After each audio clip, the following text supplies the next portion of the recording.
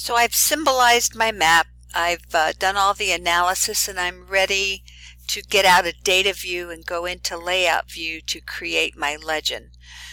So if this were the area that I wanted to map, I would make sure again I'm in layout view.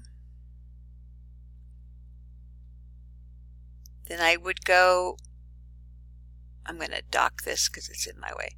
I would go to Insert, Insert Legend. And if I take the default,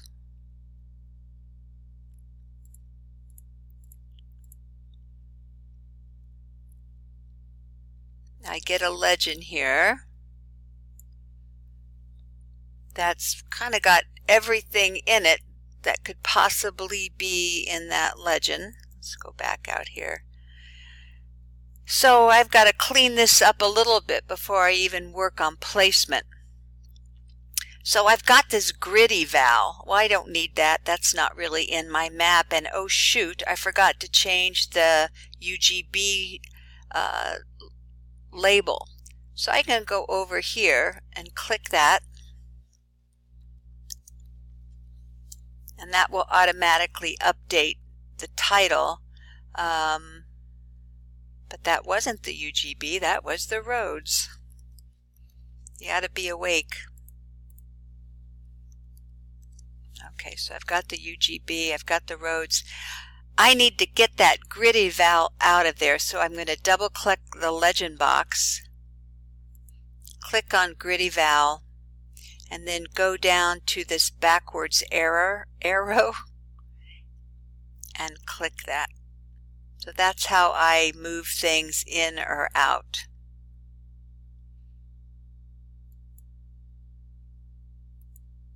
Okay, so now my legend has the things in it that are necessary. I'm going to go back to the full extent of the page. And I think this is probably a good place to put my legend. There aren't any schools here. I'm not covering up the contour lines. It's not very busy up there.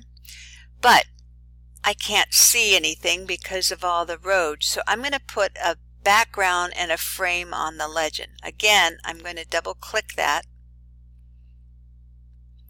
And under frame, I can choose a border.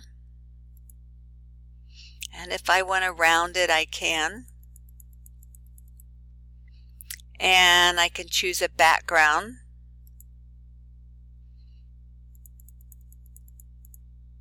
And I'm going to choose OK.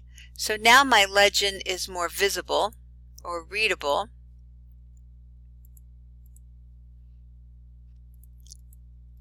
But I really need to put the gap around this so that the frame is not pinching on the edge of the legend or the words. So again, I'm going to double click this.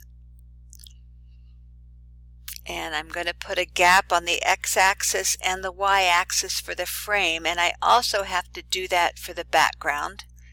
And because Lynn doesn't like solid black, I'm going to go up a couple notches there. So there's my legend. And that legend, the word legend, is really dark. So I can change that here.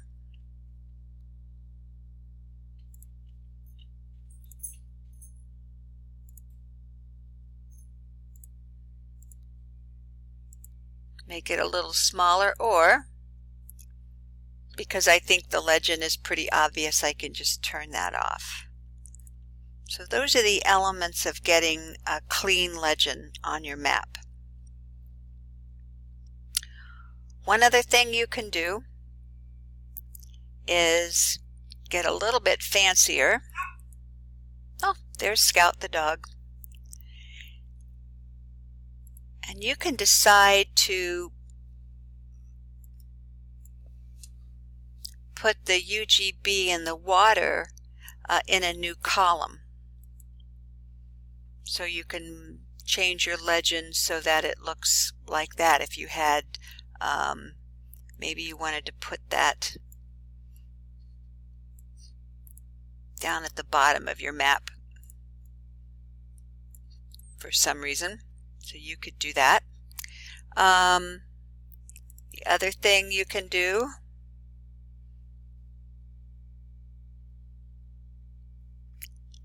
if you had, well, we'll do that on under styles. Nope, that's not the one I wanted.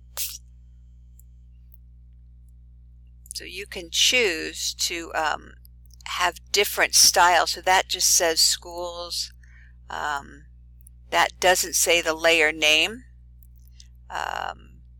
So there's a lot of options that you can play around with. That would put the school, it would double it for some weird reason. I don't know why you would want that, but I'm sure there is an application where you might want that. You can also do that so that you have the names off at an angle. So there's lots of time you can spend on getting your legends just beautiful. And then the last thing you can do is change the order. So I might want the line work to go at the bottom. So I would just move the contour line down and